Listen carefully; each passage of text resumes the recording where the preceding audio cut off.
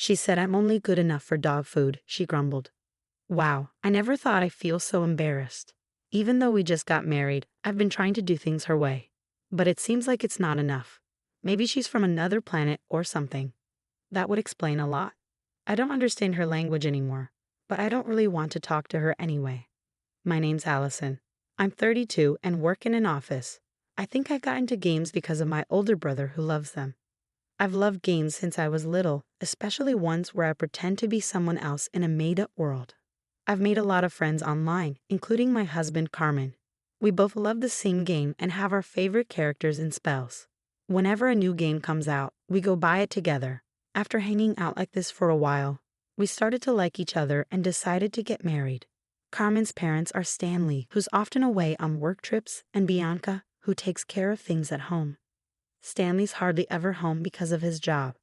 Carmen's grandma, who has Alzheimer's, lives with them too. She's been having a hard time remembering things, especially since Grandpa started traveling. It was a big surprise for everyone. Bianca takes care of Grandma because Carmen used to live alone. So it's just Bianca and Grandma at Carmen's parents' house.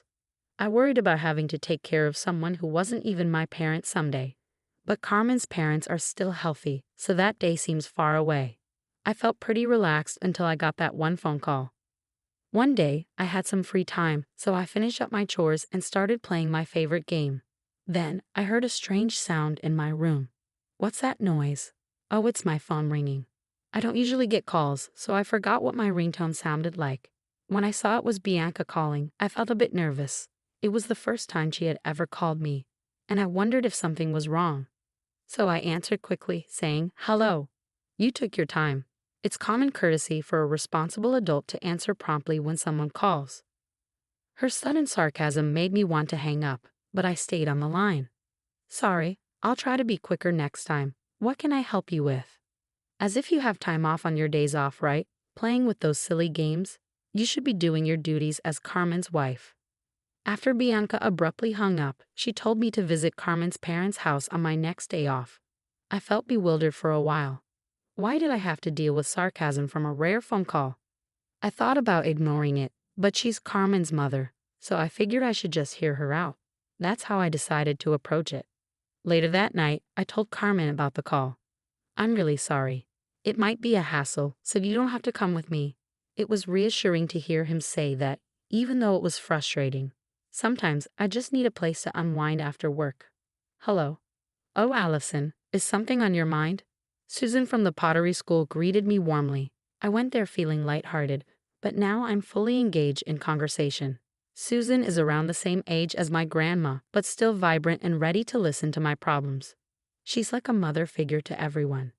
Pottery is fun, but I mostly come here to chat with Susan. "Listen to this, Susan," I began, venting to my friend. I got a rare call from Bianca, and it was just one sarcastic comment after another. "You must have plenty of free time," she said, "or do your duty as a wife."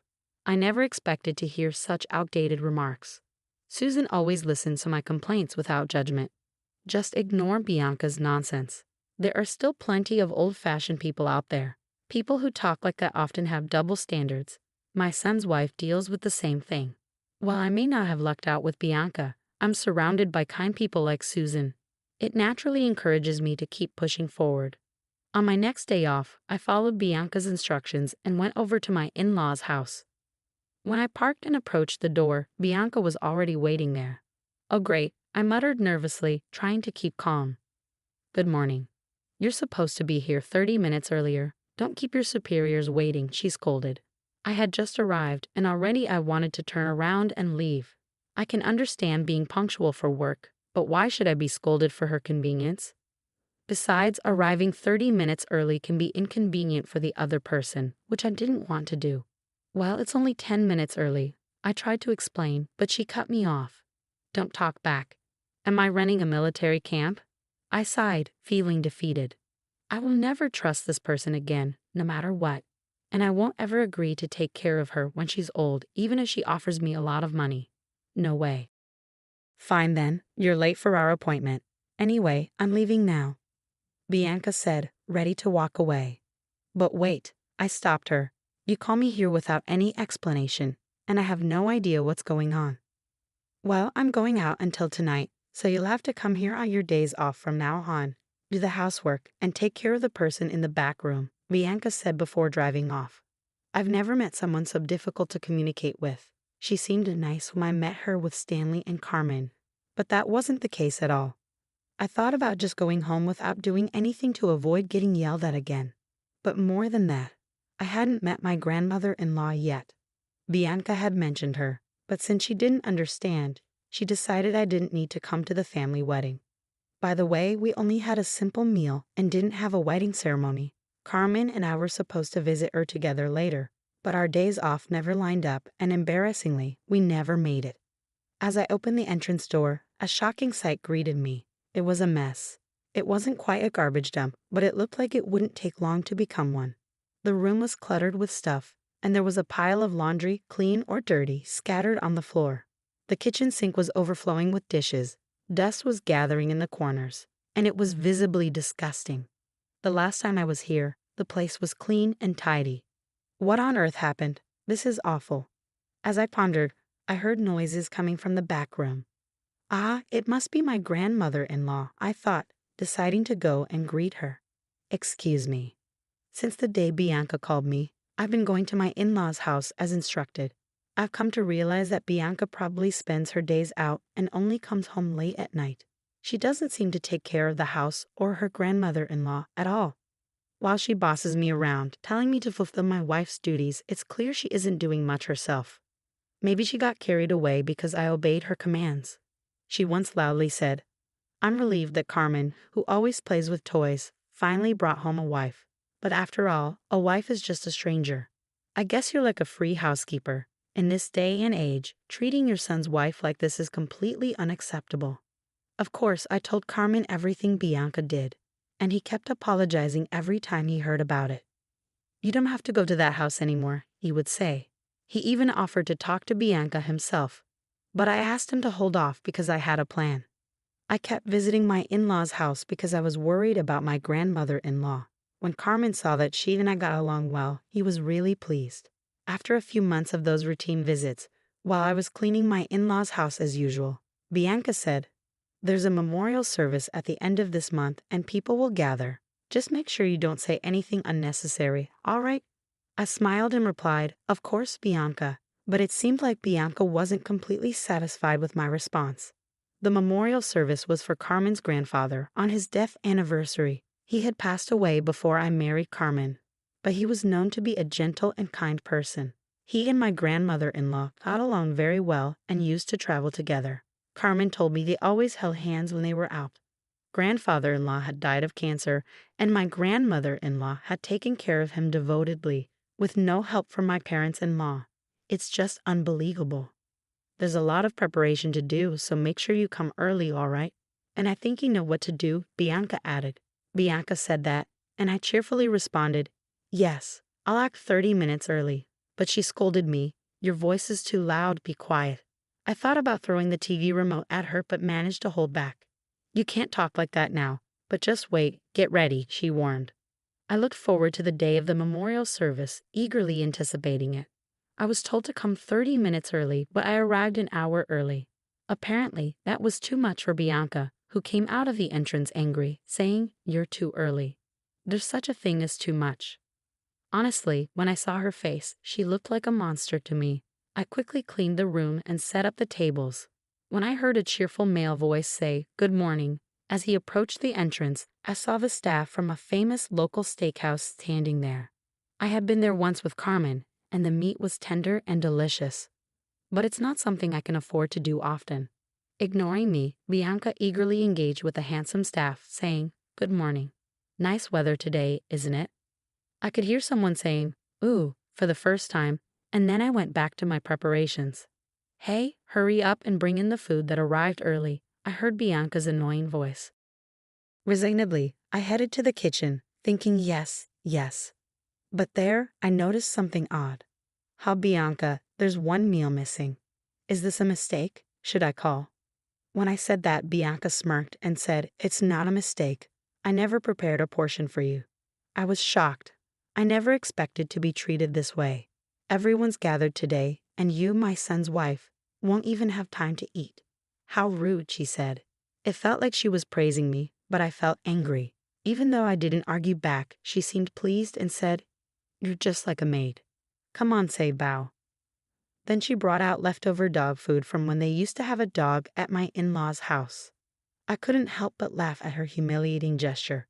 I couldn't understand this woman at all. I thought maybe she was from another planet or something. I didn't want to talk to someone I couldn't communicate with, so I pretended to speak an alien language and shouted at her. For a moment, Bianca looked scared by my sudden behavior. "Are you crazy? Are you making fun of me?" she asked. "Yes, maybe I am. I've been putting up with this for a while now. I don't like living with someone as mean as you," I replied.